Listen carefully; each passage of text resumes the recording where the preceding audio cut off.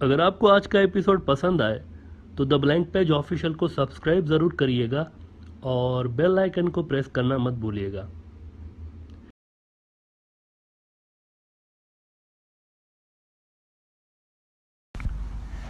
Nadreen, ये ज़रा map देखें आप। ये जो खंजर की तरह का नक्शा इंडिया के सिक्किम की रियासत के पास से होते हुए इंडिया के सिलीगुड़ी कॉरिडोर की तरफ जा रहा है ना, इस इलाके को कहते हैं चुंबी वैली। और ये चीन का इलाका है, चीन के तिब्बत का इलाका है। इंतहाई अहम तरीन इलाका और इंडिया के लिए ज्योग्राफिकली सबसे कमज़ोर जो उसकी पॉइंट है सिलीगुड़ी कॉरिडोर, ये चुंबी वैली से हार्डली 50 किलोमीटर दूर है सिर्फ। सिलीगुड़ी कॉरिडोर कौन सा, याद दिला दें आपको, वो 22 किलोमीटर चौड़ी एक छोटी सी पट्टी वेस्ट बंगाल की जो कि इंडिया की 7 रियासतों को, 7 सिस्टर स्टेट्स को बाकी के इंडिया से जोड़ती है। सिर्फ 22 किलोमीटर चौड़ी पट्टी, ओनली 22 किलोमीटर। और ये चुंबी वैली के बिल्कुल बगल में है, चाइना की चुंबी वैली के बगल में। अब इसके बाद ज़रा ये एक खूबसूरत शांत प्यारा सा एक दरिया देखें। What a beautiful river this is. ये जो दरिया है, ये जो रिवर है, ये चुंबी वैली से निकलने वाला माचो दरिया है। माचो चुंबी वैली जैसे कि हमने बताया तिब्बत के अंदर आती है। चाइना का एक बड़ा मशहूर इलाका तिब्बत। अच्छा, तिब्बत के बारे में हमने आपको बताया था कि तिब्बत असल में साउथ एशिया के जो अक्सर मुल्कों के दरिया हैं ना, वो तिब्बत से निकलते हैं, तो इसीलिए इसको एशिया का वाटर टैंक भी कहा जाता है। तो चुंबी वैली, उससे ये जो दरिया निकलता है माचो दरिया, माचो रिवर जब ज़रा सा आगे जाता है तो ये भूटान की सरहद के अंदर दाखिल हो जाता है। भूटान में इसको माचो दरिया नहीं कहते, माचो रिवर नहीं कहते, भूटान में इसको कहते हैं अमूचो। वहाँ पर इसका नाम चेंज हो जाता है अमूचो। 113 किलोमीटर ये जो माचो दरिया है, ये 113 किलोमीटर चाइना के अंदर से बहता बहता मुख्तलिफ वादियों से घूमता घामता भूटान में आता है। फिर भूटान में 145 किलोमीटर तक घूमता रहता है, मुख्तलिफ इलाकों में घूमते घूमते घूमते ये इसके बाद दाखिल हो जाता है भूटान से कहाँ पर, वेस्ट बंगाल के अंदर, टुवार्ड्स सिलीगुड़ी कॉरिडोर उर्फ चिकन नेक। हम ब्रॉडर व्यू में पिछले 1 साल से कह रहे हैं कि भूटान पे नज़र रखें, भूटान पे नज़र रखें। भूटान इंडिया के हाथ से फिसल रहा है, अब तो फिसल चुका है, लेकिन हम तो 1 साल से कह रहे थे कि भाईजान भूटान पे नज़र रखें, लेकिन कहा गया कि यार ये तो प्रोपेगेंडा चैनल है, ये तो हमेशा इंडिया के लिए नेगेटिव। ओहो, we are not anti India, let us remind you again, we are not anti India. हम वो बात बताते हैं जो कि हकीकतन हो रही होती है। 1 साल से हम कहते रहे कि भाईजान भूटान पे नज़र रखें, भूटान इंडिया के हाथ से फिसल रहा है। अब भूटान वो भूटान नहीं रहा। नेपाल की तरह उन्होंने भी इंडिया के हक में इस्तेमाल होने की बजाय अपने इंटरेस्ट को, अपनी सिक्योरिटी को देखते हुए चाइना से डायरेक्ट अपने मामलात सेट कर दिए हुए हैं। And we told you that recent MOU between Bhutan and China is a game changer. ये कोई मामूली बात नहीं हुई, ये एक बहुत ह्यूज इवेंट है। ये जो चाइना और भूटान के बीच MOU साइन हुआ, इंडिया को पता भी नहीं चल सका। लेट अस रिमाइंड यू कि इंडिया को कानों कान उनको खबर ही नहीं हुई। भूटान ने चुपके से उनसे MOU साइन भी कर लिया, टॉक्स चल रहे थे, रॉ को भी पता नहीं चल पाया कि क्या हो रहा है। हालांकि दे आर वेरी एक्टिव। ये जो लोग कहते रहते हैं ना कि बांग्लादेश में रॉ इतना एक्टिव है, इतना पहलवान है, हम आपको बता दें कि भूटान के अंदर उससे ज़्यादा एक्टिव है, उससे ज़्यादा मौजूद है, लेकिन उनको भी पता नहीं चल पाया और ये सब कुछ हो गया है। अगर इंडिया को पता होता तो इसको डिस्टेबलाइज करने के लिए यकीनन कोई ना कोई हाथ पांव मारता, लेकिन इनको तब पता चला है जब MOU मीडिया के अंदर आया है। अच्छा, अरुणाचल प्रदेश सिक्किम तो चाइना वापस लेगा ही, लेकिन अपने और इंडिया के बीच बफर कायम करने के लिए वो इंडियन नॉर्थ ईस्ट के अंदर जो हिस्टोरिकल मुल्क होते थे ना अंग्रेज़ों के आने से पहले, लेट अस रिमाइंड यू कि यहाँ पर नॉर्थ ईस्ट में कई तरह के राज्य हुआ करते थे, मुख्तलिफ मुल्क हुआ करते थे। और ये जो थे अंग्रेज़ों के आने से पहले थे, अंग्रेज़ों ने इस पर जब कब्ज़ा किया तो एक तरह से मर्ज कर दिया इस सारे इलाके को। तो चाइना वही रीजनल ऑर्डर क्रिएट करेगा जो कि उस वक्त हुआ करता था जब अरुणाचल प्रदेश सिक्किम चाइना का हिस्सा हुआ करता था। तो चाइना यहाँ पर वही सेम कोशिश करेगा कि रीजनल ऑर्डर हो जो कि पहले हुआ करता था, और उसमें ये जो नॉर्थ ईस्ट है ये मुख्तलिफ मुल्कों में डिवाइडेड है। चाइना इसको दोबारा रिवाइव करेगा अपने असल हालत में, और सेंट्रल एशिया के जैसे मुल्कों की तरह एक यूनियन जो बनी हुई है ना, यहाँ पर भी यूनियन बनेगी, विच मीन्स बांग्लादेश के पड़ोस में कई मुल्क वजूद में आने वाले हैं, लैंड लॉक्ड मुल्क। and they will all be dependent on Bangladeshi seaports, just like how landlocked Central Asian countries are relying on Pakistani ports. अब जो चुम्बी वैली से माचो दरिया निकल रहा है, जिसके बारे में हम बात कर रहे थे, जो कि भूटान जाकर अमोचो बन जाता है और फिर वहाँ से इंडिया के अंदर आते ही इसका नाम टोरसा रिवर बन जाता है, टोरसा रिवर। इस दरिया के किनारे किनारे क्या हो रहा है, क्या हो रहा है? हीरो हीरोइन गाना गा रहे हैं? नहीं, ऐसा नहीं है, रोमांटिक गाने नहीं चल रहे, बड़ी खौफनाक किस्म की चीज़ें चल रही हैं।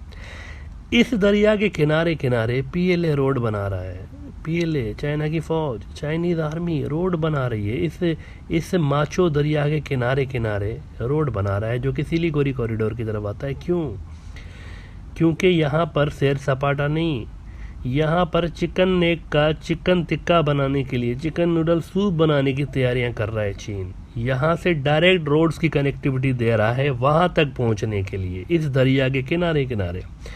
अच्छा, ये बात सिर्फ मैं नहीं कर रहा हूँ, ऐसा होता ना, ये प्रोपेगेंडा चैनल है the blank page official. Okay, leave me, मुझे छोड़ दें आप। इंडिया के one of the top news outlets में से एक है द हिंदू।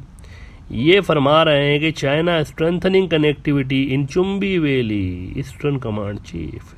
भाई, इंडियन फौज के ही लेफ्टिनेंट जनरल मनोज पांडे साहब खुद फरमा रहे हैं, खुद बनफ्स नफीस ये इंकशाफ कर रहे हैं, और द हिंदू उसको लिख रहा है कि China is building an alternative axis in the Chumbi valley which is close to Siliguri corridor. खतरे की घंटियाँ, which is close to Siliguri corridor. Hardly हमने कहा 50 किलोमीटर, बस घूमते घूमते जाएंगे ना, ऐसे चाय पीते हुए, तो भी ये पहुंच जाएंगे वहाँ पर आधे एक घंटे के अंदर। अब यहाँ ज़रा 1 मिनट रुक जाएं आप, 1 मिनट रुक जाएं आप, क्योंकि आगे जो उन्होंने एक बात लिखी है वो बहुत ही परेशान कुन है आरएसएस बीजेपी सरकार के लिए। चाइना ने एक तरह से 440 वोट का एक और बड़ा झटका दे दिया है। एक तो एमओयू साइन किया है ना भूटान के साथ, एक बहुत बड़ा झटका, हिस्टोरिकल झटका है, लेकिन एक और बड़ा झटका दिया है। जब वो रियासतों के मामलात में देखें, जब सियासत, गुंडागर्दी, इंतहा पसंदी और 2 नंबरी आ जाती है ना, ऊपर इमेज बिल्ड करना है, भली अंदर कुछ भी हो रहा हो, हकीकत का कुछ भी हो, इमेज बिल्ड करें, विनर की इमेज बनाएं, 56 इंच का सीना है, ये है तो वो है, ये इमेज बनाएं। जब ये सारी चीज़ें नेशनल इंटरेस्ट के ऊपर आ जाती हैं तो वही होता है जो कि आरएसएस सरकार के साथ आजकल हो रहा है। सालों तक अखंड भारत और भूटान भी हमारा है, बांग्लादेश हमारा है, नेपाल हमारा है, पाकिस्तान तो है ही हमारा, म्यांमार, अफ़गानिस्तान ये तो हमारे ही होंगे, और गोरावारिया टाइप जैसे सरकारी इंफॉर्मेशन वॉरफेयर के प्यादे सिपाही, ये तो एक हाथ आगे जाके, मोहन भागवत से भी ये बंदा आगे पहुंचा हुआ है। वो तो कहता है इंडोनेशिया भी हमारा हुआ करता था। ये भी एक अजीब सी थ्योरी। एक अच्छा, इसमें भी ग्रुप्स हैं कई, अखंड भारत के जो नज़रिए को लोग सपोर्ट करते हैं, ये खुद एक पेज पे नहीं है। कोई अखंड भारत के नक्शे में तिब्बत को डाल देता है, कोई जो है वो इंडोनेशिया को डालता है तो कोई नहीं डालता है, कोई जो है वो उसमें यानी अफ़गानिस्तान डालता है तो कोई नहीं डालता है। मतलब ये सारे एक पेज पे नहीं है, जितने मुंह उतनी बातें, इस तरह से इतने, इनमें भी जितने ग्रुप हैं ना उतने ही नक्शे हैं, अलग अलग नक्शे हैं। अखंड भारत के एक नक्शा, एक तो नक्शा ऐसा भी मैं हैरान हो गया, उसमें ईरान के भी बहुत सारे लाके डाले हुए उन्होंने। This is nonsense I would say. देखें ना, ईरान के भी नक्शे कुछ डाले उसमें, तो जितने मुंह उतनी बातें। लेकिन फिर आप भूटान और बांग्लादेश और फिर नेपाल और श्रीलंका, इनको छोटा देश कहकर डिग्रेड भी करते रहे। एक वक्त में आप कहते रहे ये हमारे, ये हमारे, ये हमारे, लेकिन अपनों वाला है, आपने सलूक तो किया नहीं उनको तो आप छोटे देश कहकर उनको डिग्रेड करते रहे, एज इफ इनकी कोई वर्थ ही नहीं है। एरोगेंस है ना, एरोगेंस, एक गुरूर है ना, हम हैं, बस हम हैं, जो हम बोलेंगे वही होगा। गुरूर, एक गुरूर, तकब्बुर। और खुदा को तकब्बुर पसंद नहीं है। वो तकब्बुर जिसने भी किया ना उसको धपड़दूस कर देता है ऊपर वाला। अब वो एरोगेंस जो है ना वो इंडिया को ले डूबे है। जब से चीन इन तमाम मुल्कों के अंदर अपनी आ गया है एज अ स्ट्रेटेजिक पार्टनर, क्योंकि चीनी जो है ना वो इन मुल्कों की अहमियत को जानते हैं।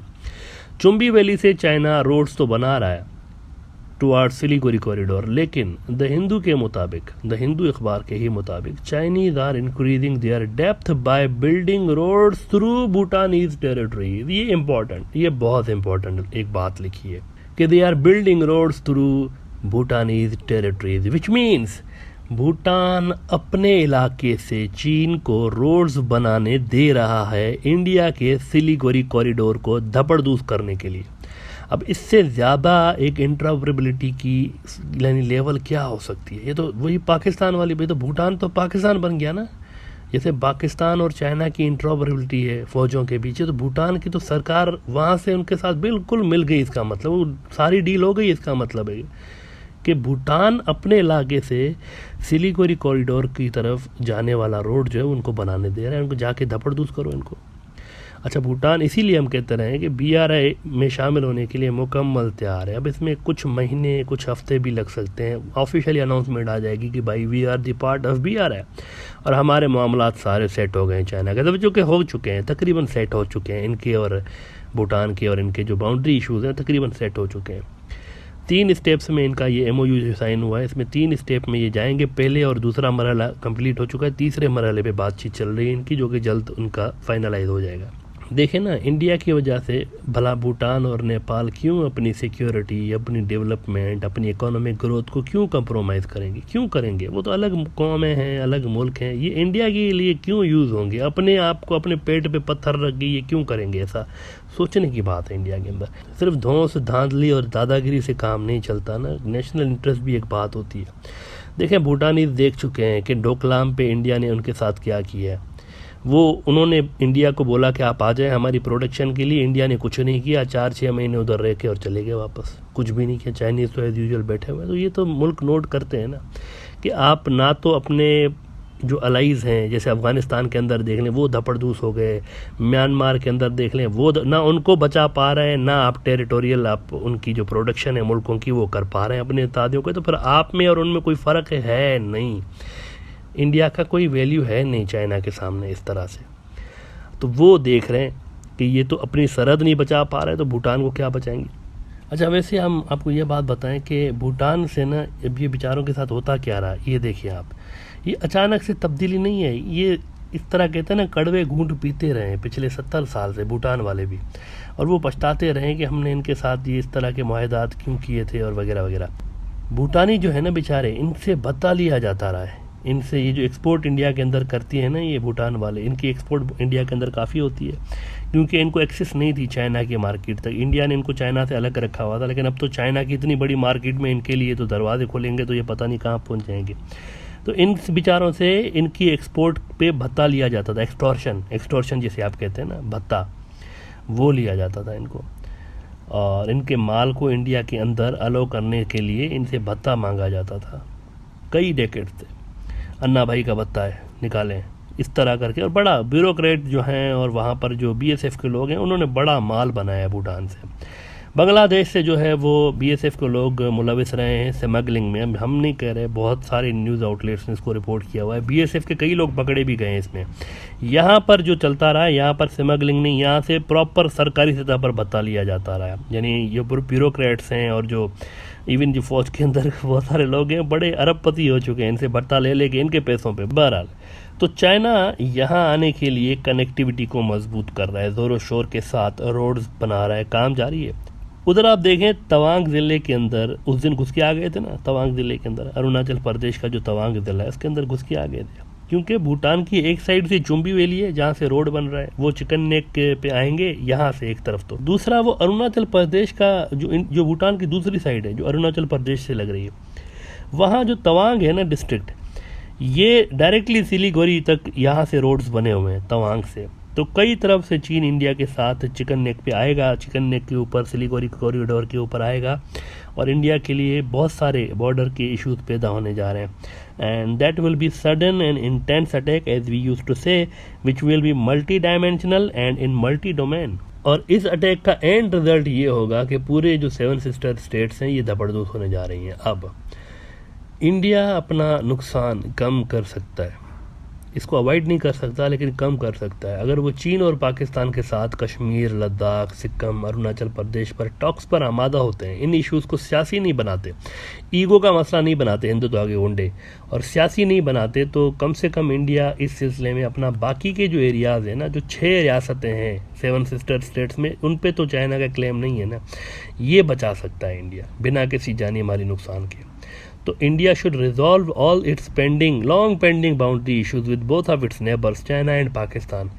देखें, कभी ना कभी तो ये मसले हल करने हैं ना, कभी ना कभी तो इंडिया ने, ये हैं तो boundary dispute, let's accept this, ये 70 साल से चल रहा है, अचानक से नहीं उभरे। ये कश्मीर कोई आज का इशू नहीं है, देखें जंग हो चुकी है 4, अब मुस्लिम मेजॉरिटी इलाका होने के नाते ये इंडिया में क्यों है? जब आपने सारे मुस्लिम मेजॉरिटी इलाके मिला के पाकिस्तान बनाया हुआ है तो फिर ये आपने क्यों रखा हुआ है? This is important question. Pakistan ने तो कोई हिंदू मेजॉरिटी इलाका नहीं रखा अपने पास, उन्होंने तो ऐसा नहीं किया ना। उनका जब आज़ादी की जो डिवीज़न का फार्मूला ही यही था कि मुसलमानों के लिए अलग मुल्क बन रहा है, जो मुसलमान अलग होना चाहते हैं इंडिया से। अब जो नहीं होना चाहते वो तो रह गए इंडिया के अंदर। अब वो तो उनको तो गांधी जी को कहें ना, उनको मत कहें आप। उनको गांधी जी ने साफ बताना चाहिए था कि भाई I will not allow any Muslim here. एक तरफ से तो आपने उनको मिला लिए सब्ज बाग दिखा के कि पाकिस्तान की तरफ मत जाओ, आपने अपनी ज़मीन दूसरी बचा ली। बहुत सारे इंडिया के अंदर और भी इलाके हैं जो कि मुस्लिम मेजॉरिटी है, लेकिन वहाँ के मुसलमान नहीं गए, लारे लप्पे में आ गए कि इधर रहें, इधर हम आपको बेहतरीन फैसिलिटीज़ देंगे। ये आपने क्यों कहा उनको? फिर ऐसा क्यों वहाँ की लीडरशिप ने क्यों कहा इस तरह? आप उनको जाने देते, अपना मुस्तकबिल सेट करते। सीधी बात करनी थी ना कि भाई आप जाएं, हमारा मुस्लिम सारे निकले यहाँ से, उस वक्त सीधी बात करनी थी। लेकिन जब डिसाइसिव मूवमेंट्स आई हैं, आपने उनको रिटेन करके रखा अपनी ज़मीन बचाने के लिए कि मज़ीद ज़मीन ना जाए हमारे हाथ से। और फिर अब उनको आप आजकल तंग कर रहे हैं कि तुम उधर क्यों नहीं जाते। उधर जाएंगे नहीं, ये उनकी जो ज़मीनें हैं ना वो लेकर जाएंगे, वो उनको अलग अपनी ज़मीन लेंगे, वो ऐसे नहीं जाएंगे। ये उनका बाय बर्थ एक मुल्क रहा है, वो बाहर से आकर नहीं है, ये बाहर से तो नहीं आए, इंडियन से लोकल, डीएनए उनका वही है, इंडियन से लोकल। तो ये बाहर ऐसे नहीं जा सकते, छोटा सा बांग्लादेश बना लें, सारे के सारे उसमें डाल दें, ऐसा नहीं हो सकता, ऐसा नहीं हो सकता। जो उनके मुल्क हैं, जो उनके इलाके हैं, आपने उनको वो देने। अगर आपने इनको अलग करना है तो उनको फिर ऐसा करना पड़ेगा। ऐसा नहीं हो सकता कि आपने एक छोटा सा पाकिस्तान बना दिया और बोला सारे के सारे 80 करोड़ जो सब कॉन्टिनेंट के सब सारे उधर चले जाओ। क्यों भाई, ये क्या बात हुई? इस तरह नहीं होता, देखें। लेकिन अगर आपने सेक्युलर ही रहना है तो फिर आपने इंडिया के मुसलमानों को अलग करें इस इशू से। और पाकिस्तान के साथ आपके जो इश्यूज़ हैं वो उस पर क्लेम है डायरेक्ट। वो एक ऐसी स्टेट है जहाँ पर जो कि पूरी की पूरी मुस्लिम मेजॉरिटी थी, जो कि पाकिस्तान के साथ जानी थी। वहाँ के लोग तो नहीं जाना चाह रहे थे ना, तो फिर इंडिया के साथ तो नहीं जाना चाह रहे थे, फिर क्यों उनको रखा हुआ है? बात करें इनके साथ, पाकिस्तान के साथ बात करें, चाइना के साथ बात करें। बात अगर होगी तो इंडिया अपना नुकसान कम कर सकता है। अपना ये जो एक बिना लड़ाई के इंडिया का नुकसान कम हो सकता है। 7 सिस्टर्स में से 6 रियासतें बच सकती हैं। देखें, घाटे का सौदा है नहीं, 6 रियासतें बच सकती हैं। अगर लड़ाई की तरफ इंडिया जाता है, फोर्स यूज़ करता है, तो देखें उसके पास तो चाइना और पाकिस्तान के साथ उन डोमेन्स में मुकाबला करने के लिए फोर्स है ही नहीं जहां पर चाइना और पाकिस्तान खड़े हुए हैं। नए डोमेन्स में खड़े हुए हैं, आर्टिफिशियल इंटेलिजेंस, और वो फिर साइबर वारफेयर है, उसमें इलेक्ट्रॉनिक्स वारफेयर है। ये वो चीज़ें जहाँ पर नहीं है इंडिया। बल्कि चाइना तो अमेरिका का मुकाबले का एक मुल्क है ना। अब तो कम से कम ये कि पाकिस्तान से, लेकिन पाकिस्तान और चाइना अब एक फ्रंट हो चुका है, ये 2 फ्रंट्स है नहीं। तो डैमेजेस को मिनिमम करने के लिए, कम से कम करने के लिए इंडिया को अपने दोनों मुल्कों के साथ, इन दोनों पड़ोसियों के साथ इंगेज होना पड़ेगा और इनके साथ मामला सेट करने पड़ेंगे। और ये सिर्फ सेक्युलर फोर्सेस कर सकती हैं इंडिया की। जो इंडिया के अंदर हिंदुत्व के इंतहा पसंद एक नज़रिया आ चुका है ना, ये सिर्फ तबाही की तरफ ही इंडिया को ले जा सकता है। जो कि अभी तक इन्होंने देखें, 2014 का इंडिया देखें, आज का इंडिया देखें, इकोनॉमिकली भी डाउन जा रहा है, मिलिटरली भी डाउन जा रहा है, इतने फ्रंट्स उनके लिए खुल चुके हैं। अब आगे ये क्या करेंगे? इनको चेक करके देख लिया ना, इन्होंने इतना कुछ बखेड़ा क्रिएट कर दिया हुआ ऑलरेडी। आगे ये इंडिया के लिए और क्या करेंगे? जितना ये हीटअप करेंगे इंडिया को अंदर से और बाहर बॉर्डर्स पर पड़ोसियों के साथ, उतना ज़्यादा इंडिया के लिए, अपने लिए नुकसान है। तो हालात अच्छी तरफ नहीं जा रहे हैं। इंडिया के जो सेक्युलर फोर्सेज हैं, दे मस्ट कम अहेड, उनको आगे आना पड़ेगा और उनको ये सारे मामलात अपने हाथ में लेने पड़ेंगे।